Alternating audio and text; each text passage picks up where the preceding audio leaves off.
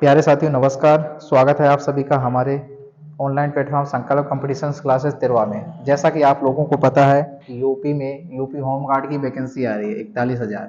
ठीक, 41,000 वैकेंसी आई है जिसकी डेट कंफर्म हो गई है 25, 26 और 27 अप्रैल 2026। ठीक, जिसकी डेट कंफर्म हो गई है। उसका सिलेबस क्या है, उसमें 100 प्रश्न है। ठीक, 100 प्रश्न और 100 ही नंबर के हैं, 100 ही मार्क के हैं। टाइम है 2 घंटे। ठीक, 2 घंटे। इसमें नो निगेटिव, कोई निगेटिव मार्किंग नहीं। और पूरा जीके जीएसएम, नो ना ही इसमें मैथ है और ना ही रीजनिंग ना ही हिंदी। ठीक, पूरा पेपर जीके जीएस पर बेस है। तो उसके लिए हम लोगों ने एक सीरीज शुरू की है कि टॉप टॉप क्वेश्चन जो एग्जाम में बार बार आते हैं, ठीक, जो मोस्ट रिपीटेड क्वेश्चन है, उसकी एक सीरीज शुरू की है। ठीक है, सो चलिए शुरू करते हैं। देखते हैं पहला प्रश्न क्या है। चलिए, संयुक्त राष्ट्र संघ की स्थापना कब हुई थी? ठीक, ये आपका प्रश्न है। देखिए ऑप्शन नंबर ए 1944, 1949, 1945, 1944। देखिए आप लोग चुपचाप वीडियो देखेंगे और मन में रिकॉल करने की कोशिश करेंगे। यदि आपको आता है तो मन में रिकॉल करेंगे, नहीं आता है तो देखेंगे कौन सा आंसर होगा। इसको मन में रिकॉल करने की कोशिश करेंगे। देखिए भाई, संयुक्त राष्ट्र संघ की स्थापना कब हुई थी? इसकी स्थापना हुई थी 24 अक्टूबर 1945। 24 अक्टूबर 1945, यानी ऑप्शन नंबर सी आपका राइट आंसर है। अब देखिए, संयुक्त राष्ट्र संघ होता क्या है? ठीक, इंग्लिश में इसको बोलते हैं यूनाइटेड। इसकी जरूरत क्यों पड़ी? United Nation organisation. ऑर्गेनाइजेशन। ठीक भाई, इसकी जरूरत क्यों पड़ी? पहले तो ये था नहीं। देखिए, दो विश्व युद्ध हुए भारत में, एक 1914 से लेकर 1919 तक हुआ। ये हुआ प्रथम विश्व युद्ध। द्वितीय विश्व युद्ध 1939 से लेकर 1945 तक, ये हुआ द्वितीय विश्व युद्ध। जरा इसके बारे में समझेंगे। ठीक, इसकी जरूरत क्यों पड़ी?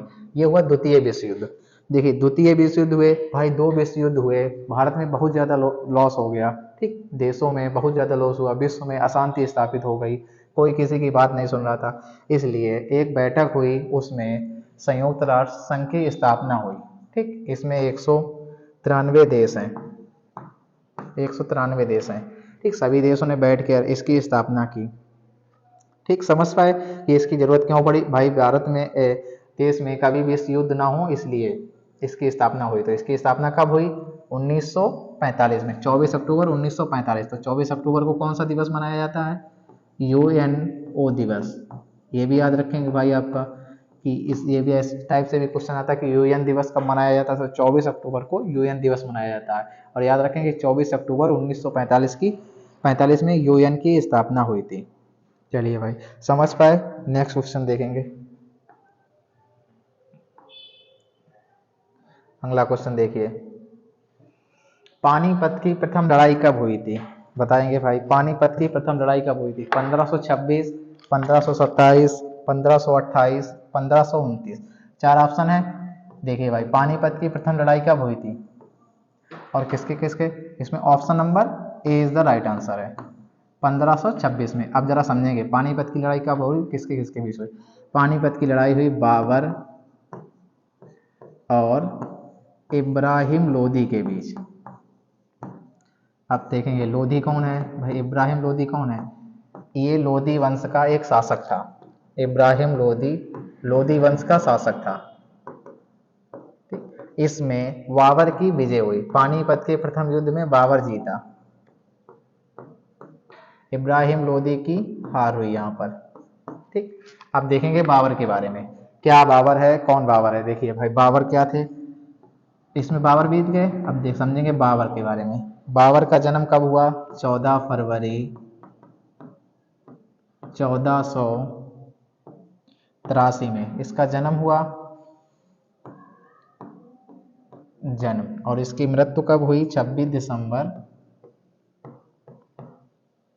1530 में इसकी मृत्यु हुई। ठीक, अब देखेंगे बाबर ने कौन कौन से युद्ध लड़े। एक मिनट समझेंगे बाबर के बारे में। बाबर। देखेंगे मुगल वंश का संस्थापक, मुगल वंश का संस्थापक। पानीपत में युद्ध से दिल्ली सल्तनत का काम समाप्त हो गया। ठीक, बाबर ने मुगल वंश की स्थापना की। देखिए कि बाबर ने कौन कौन से युद्ध लड़े। 1526 में आप पढ़ ही चुके, पानीपत का प्रथम युद्ध किसके किसके बीच, बाबर और इब्राहिम लोदी के बीच, इब्राहिम लोदी। और देखिए इसने 4 महत्वपूर्ण युद्ध लड़े, बाबर ने 4 युद्ध लड़े, ठीक, महत्वपूर्ण। दूसरा युद्ध कब लड़ा, 1526 में। आपको बड़ी अच्छी कहानी याद है कि बाबर आया, पानी पिया, खाना खाया, चादर ओढ़ी, घर गया।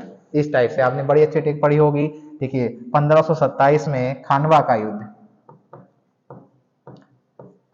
युद्ध किसके किसके बीच, बाबर वर्सेस राणा सांगा। राणा सांगा कहाँ के थे, मेवाड़ के शासक। इसमें बाबर की विजय हुई, इस युद्ध में बाबर की विजय हुई। फिर देखेंगे 1528, बाबर के 4 प्रमुख युद्ध हैं, इनसे बार बार क्वेश्चन आ रहा है भाई, बार बार क्वेश्चन आता है हर एग्जाम में, तो चारों यहीं देख लेंगे एक ही बार में। 1528 चंदेरी का युद्ध किसके बीच, बाबर वर्सेस मेदिनी राय। ठीक भाई, इसमें भी बाबर विजय हुआ। एक और बाबर का युद्ध बचा 1529, किसका, घाघरा का युद्ध।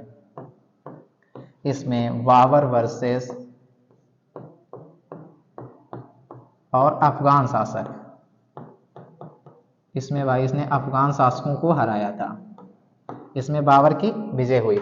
अब आप लोगों को कमेंट बॉक्स में ये बताना कि ये चंदेरी किस राज्य में है। चंदेरी भारत के वर्तमान में किस राज्य में है, भारत के किस राज्य में है।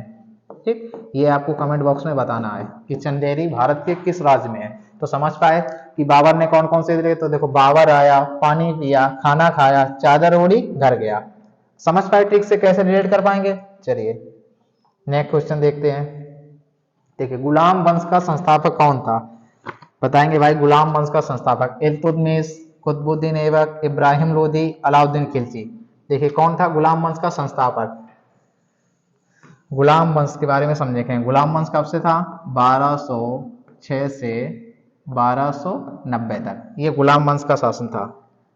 देखिए गुलाम वंश का संस्थापक था option number B, Qutubuddin Aibak. यदि आपसे पूछा गया इल्तुतमिश कौन था, गुलाम वंश का वास्तविक संस्थापक। कंफ्यूज नहीं होंगे, दोनों ही क्वेश्चन एग्जाम में कई बार रिपीट किए गए हैं। वास्तविक संस्थापक इल्तुतमिश गुलाम वंश का वास्तविक संस्थापक था।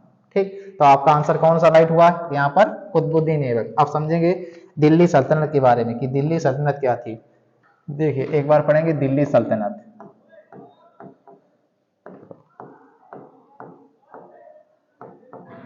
दिल्ली सल्तनत, ठीक, इसके बारे में कहानी समझेंगे क्या क्या था इसमें।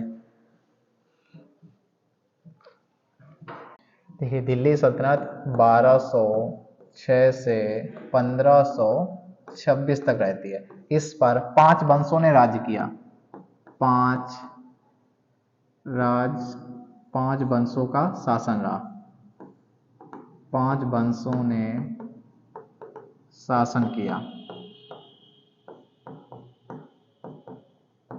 कौन कौन से, इसकी बड़ी फेमस ट्रिक है, जी के तो सरल है, जी के तो सरल है। जी से गुलाम वंश, गुलाम वंश कब से, अभी आपने पीछे क्वेश्चन में पढ़ा था 1206 से 1290। ठीक, के से खिलजी वंश, खिलजी वंश कब से रहा, 1290 से 1320। अगला क्या आया, टी से तुगलक वंश कब से कब तक रहा, 1320 से 1414 तक। अगला यस से सैयद वंश, दिल्ली सल्तनत में सबसे कम कार्यकाल वाला वंश सैयद वंश। इसके संस्थापक थे खिलजी खान। सैयद वंश कब से रहा, 1414 से 1451। ठीक, फिर एक और आपका लास्ट बचा लोधी वंश। लोधी वंश कब से कब तक रहा?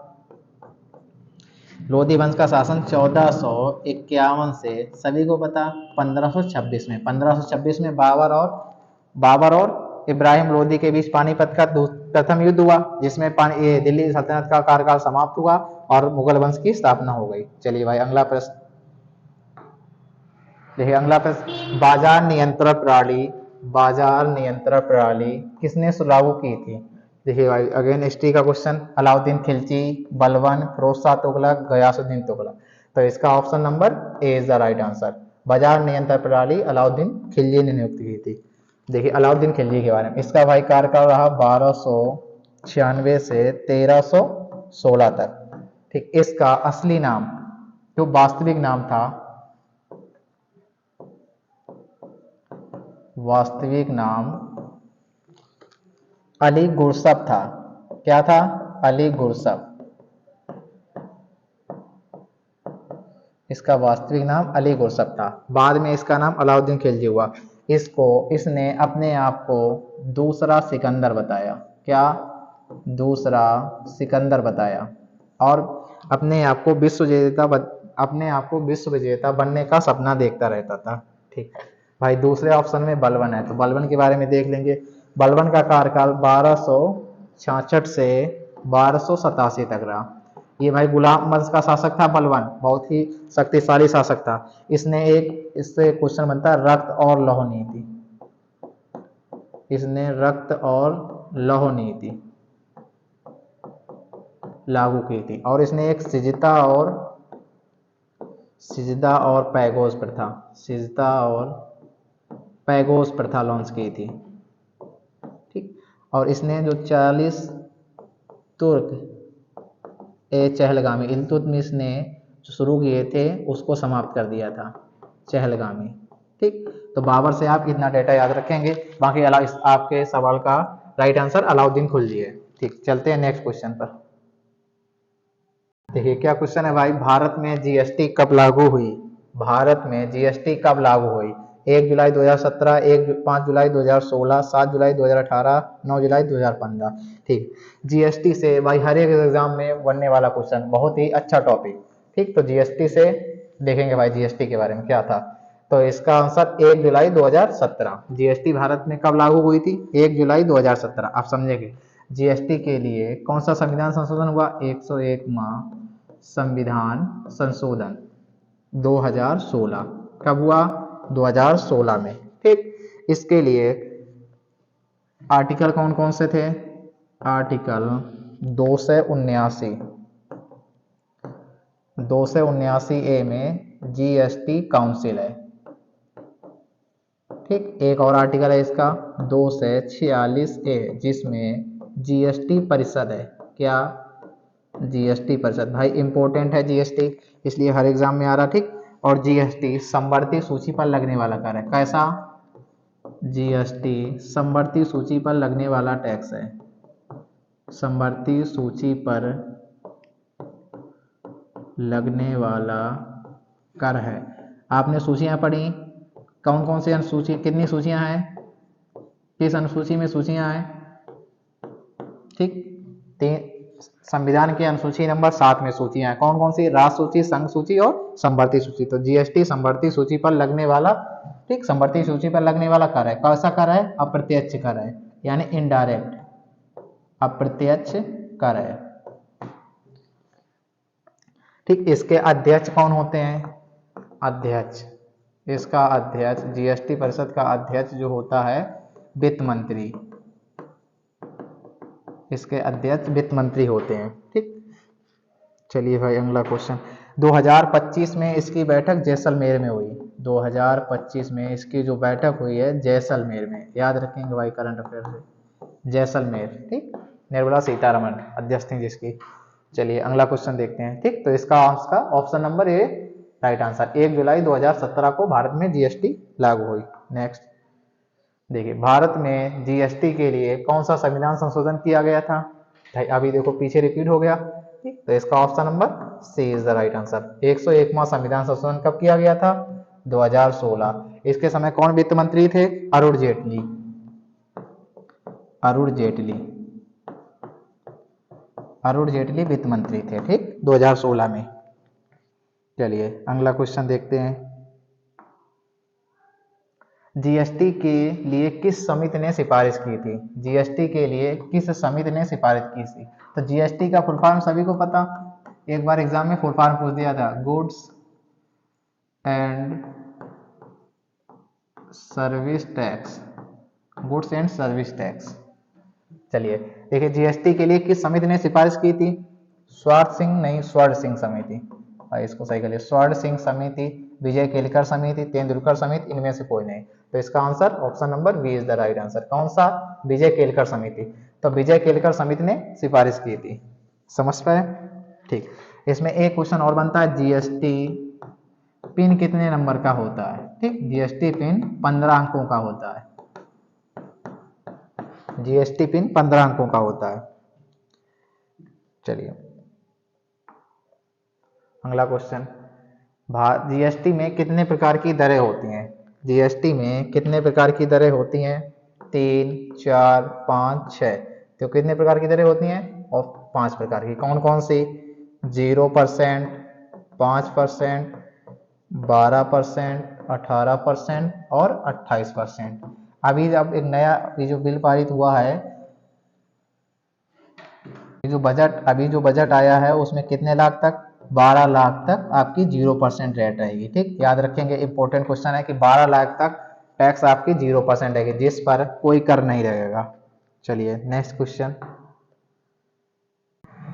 बताइए भाई, इसका answer, reserve bank of India की स्थापना कब हुई थी? 1934, 1935, 1936, 1938। देखिए भाई, क्या है इसका आंसर? ऑप्शन नंबर बी, 1 अप्रैल 1935 को आरबीआई की स्थापना हुई थी। इसके लिए एक्ट था, देखिए एक्ट और स्थापना में अंतर रहता है। इसका एक्ट था 1934। ठीक, इसके पहले गवर्नर, आरबीआई के पहले गवर्नर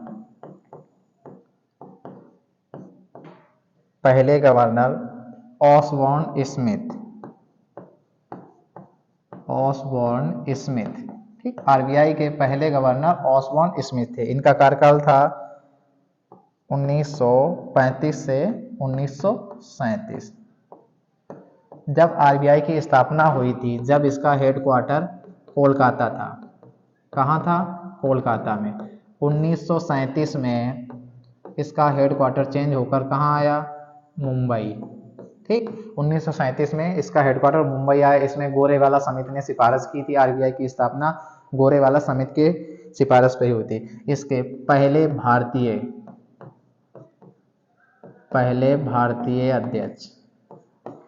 भारतीय अध्यक्ष थे सीडी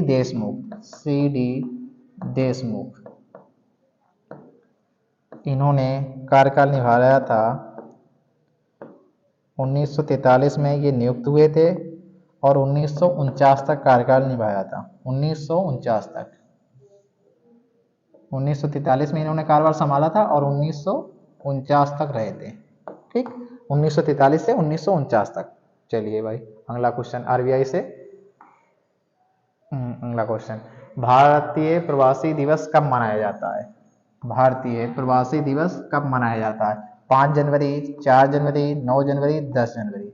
देखिए इसका option number C right answer, भारतीय प्रवासी दिवस 9 जनवरी। किसके उपलक्ष्य में? 9 जनवरी 1915 को गांधी जी दक्षिण अफ्रीका से वापस आए थे। इनके उपलक्ष्य में प्रवासी भारतीय दिवस मनाया जाता है। ठीक, 10 जनवरी को विश्व हिंदी दिवस। क्या? विश्व हिंदी दिवस क्यों मनाया जाता है? क्योंकि 10 जनवरी 1975 को विश्व हिंदी सम्मेलन शुरू हुआ था, इसलिए 10 जनवरी को विश्व हिंदी दिवस। चलिए नेक्स्ट अगला क्वेश्चन देखते हैं। राष्ट्रीय स्टार्टअप दिवस कब मनाया जाता है? 15 जनवरी, 16 जनवरी, 24 जनवरी, 26 जनवरी। ऑप्शन, इसका आंसर होगा ऑप्शन नंबर बी, 16 जनवरी को। जब से मोदी जी आए 16 जनवरी से स्टार्टअप दिवस मनाया जाता है। 15 जनवरी को थल सेना दिवस। कौन सा? थल सेना दिवस। 24 जनवरी को राष्ट्रीय बालिका दिवस या यूपी की स्थापना दिवस भी भाई 24 जनवरी को मनाया था, 26 जनवरी को गणतंत्र दिवस। क्या 26 जनवरी को गणतंत्र दिवस। चलिए नेक्स्ट क्वेश्चन देखते हैं। भारत के किस राज्य में जनसंख्या घनत्व सर्वाधिक है। भारत के किस राज्य में जनसंख्या घनत्व सर्वाधिक है। देखिए बिहार, राजस्थान, उत्तर प्रदेश और केरल जनसंख्या घनत्व सर्वाधिक है, यानी 1 किलोमीटर में कितने लोग रह रहे हैं। तो इसका option number A is the right है। बिहार में जनसंख्या घनत्व सर्वाधिक है, कितना है 1106 किलोमीटर प्रति वर्ग स्क्वायर। ठीक, यानी 1106 व्यक्ति 1 किलोमीटर स्क्वायर में रहते हैं। और सबसे कम कहां पर है, सबसे कम अरुणाचल प्रदेश। कहां पर, अरुणाचल प्रदेश। अरुणाचल प्रदेश में कितना है जनसंख्या घनत्व, 17 व्यक्ति प्रति वर्ग किलोमीटर। ठीक, 17 व्यक्ति प्रति वर्ग किलोमीटर। भाई जनसंख्या भारत में पहली बार जनसंख्या कब हुई, 1872 मेयो के कार्यकाल में। ठीक, फिर 10 के आधार पर जनसंख्या कब हुई, 1881 रिपन के कार्यकाल में। ठीक, यहाँ पर वैज्ञानिक या 10 के आधार पर, वैज्ञानिक या 10 के आधार पर जनसंख्या 1881 रिपन के कार्यकाल में। ठीक, आपके सवाल का answer option number A is the right answer. चलिए नेक्स्ट, भारतीय संविधान में नागरिकता का प्रावधान किस भाग में है। किस भाग में नागरिकता का प्रावधान है। चलिए भाग 1, भाग 2, भाग 3, भाग 4। देखिए नागरिकता का प्रावधान किस में है, भाग 2 में। भाग 1 में क्या है भाई, आपके सवाल का आंसर ऑप्शन नंबर बी, भाग 2 में नागरिकता। भाग 1 में क्या है, संघ और राज्य क्षेत्र, संघ और राज्य क्षेत्र। ठीक, भाग 2 नागरिकता, भाग 2 नागरिकता। भाग 3 मौलिक अधिकार, भाग 3 मौलिक अधिकार। और भाग 4 डीपीएसपी राज्य के नीति निर्देशक तत्व। ठीक, भाग 4 में डीपीएसपी है राज्य के नीति निर्देशक तत्व। अगला क्वेश्चन, उत्तर प्रदेश में होमगार्ड की स्थापना कब हुई। उत्तर प्रदेश में होमगार्ड की स्थापना कब हुई, ये आपका होमवर्क का क्वेश्चन है। ठीक, सभी लोग कमेंट बॉक्स में इसका आंसर बताएंगे। ठीक, उत्तर प्रदेश में होमगार्ड की स्थापना कब हुई, इस पर रिसर्च करेंगे और कमेंट बॉक्स में इसका आंसर बताएंगे। चलिए जय हिंद, नमस्कार।